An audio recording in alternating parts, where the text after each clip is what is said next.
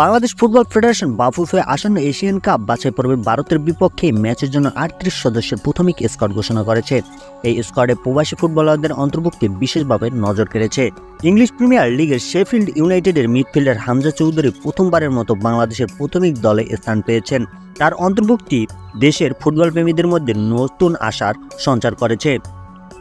ইতালির club Olbia Calcio এফসিতে খেলা forward Fahmedul ইসলামও এই স্কোয়াডে রয়েছেন।